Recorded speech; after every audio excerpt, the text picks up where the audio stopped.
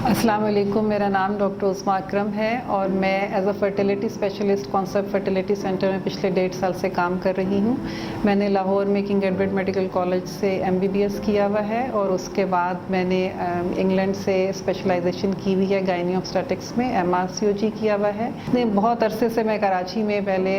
अपनी private practice कर रही थी और वहीं पे फर्टिलिटी के लिए केसेस देखती थी, लेकिन अब मैंने फर्टिलिटी का ट्रीटमेंट जो है कॉन्सेप्ट में देना शुरू कर दिया। आज आपसे कॉन्सेप्ट फर्टिलिटी सेंटर के अवेयरनेस प्रोग्राम के तहत एक मौजू के ऊपर बातचीत करना चाहती हूँ, जिसमें आम तौर पे जो ख़वातीन हमारे पास आती हैं उनके जो मसाइल हैं उनके सिलसिले में ये बातचीत है। और एक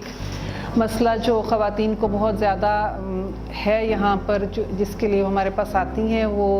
बच्चेदानी में रसोली का है, जिसको हम अपनी ज़बान में यूट्राइन फाइब्रॉइड्स कहते हैं। ये बग़ैर जोड़ों वाली रसोली होती है जो कि तकरीबन 20% ख़वातीन में पाई जाती है। ये रसोली जो है ये आम तौर पे ख़वातीन में किसी भी किस्म की कोई सिम्टम्स या कोई उनमें अलामात नहीं होती हैं। चंद ख़वातीन ऐसी हो सकती हैं जिनके बीच में ये अलामात के तौर इस तरह से कि उनकी बच्चेदानी से बहुत ज़्यादा उनको खून जारी हो सकता है या दर्द हो सकता है, और कुछ 2 से 5% के करीब ऐसी ख़वातीन भी हो सकती हैं जिनमें ये रसोली जो है उनकी औलाद ना होने की या बे औलादी का सबब बन सकती है। और हमारे पास फर्टिलिटी के लिए के ट्रीटमेंट में आम तौर पे वही ख़वातीन आती हैं जिनमें ये रसोली जो है बे औलादी की वजह बन रही हो। ये वाली रसोली जो है ये 2-3 जगहों पर बच्चेदानी में पाई जा सकती है, जो बच्चेदानी की दीवार में भी हो सकती है और बच्चेदानी के मुंह पर भी हो सकती है और बच्चेदानी के अंदरूनी हिस्से में भी हो सकती है। ये 3-4 किस्मों की जो रसोली है बच्चेदानी की, इन सब में आम तौर पे ख़वातीन को अगर उनके बच्चेदानी की दीवार में रसोली है या बच्चेदानी के मुंह के अंदर वाले हिस्से पे रसोली है, इससे कोई मसले नहीं होते हैं और लोगों को कोई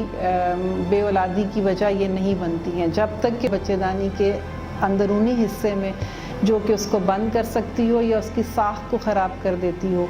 या उसकी वजह से ट्यूबें किसी की बंद हो जाएं। ये कुछ वजूहात हैं जो कि आपको बे औलादी का सबब बन सकती हैं, ये वाली रसोलियाँ। इसलिए आम तौर पे यही मशवरा हो सकता है आप सब ख़वातीन के लिए जिनमें अगर उनकी किसी भी टेस्ट के दौरान ही उनको पता चला है कि उनकी बच्चेदानी में रसोली है, कि वो आके एक दफ़ा मायना करवाएं और हमसे जब वो असेस करवाएंगी तो उससे सही मालूम होगा कि ये रसोली उनकी बे औलादी का सबब है भी या नहीं है। अगर कुछ लोगों के बीच में ये रसोली बे औलादी का सबब बन रही हो तो इसका इलाज जो है वो मुमकिन है। बहुत सारे लोगों के बीच में बहुत बग़ैर ऑपरेशन के इलाज हम कर सकते हैं लेप्रोस्कोप के ज़रिए, जिसमें इनको हम निकाल सकते हैं और उनके निकालने की वजह से जो बंदिश हुई हुई होती है ट्यूब्स की वो खुल सकती है। 1 साल के अंदर अंदर वो हमल उनमें ठहर सकता है। लेकिन ज़्यादातर लोग वो होंगे ऐसे जिनमें इसके इलाज की कोई ज़रूरत ही नहीं होगी और उनको किसी भी किस्म के ऑपरेशन की ज़रूरत ही नहीं होती है और इस रसोली के साथ उनके हमल भी ठहर सकते हैं और इस रसोली के साथ उनकी पूरी मुद्दत का बहुत कामयाबी से हमल ठहर सकता है। इसलिए ये प्रोग्राम करने का और आपको इनके बारे में आगाही करने की ज़रूरत इसीलिए है कि बहुत सारे लोग जो हैं अपना इलाज करवाना शुरू कर देते हैं इन रसोलियों का और उस इलाज की वजह से इस किस्म के मसाइल पैदा हो जाते हैं जो कि उनके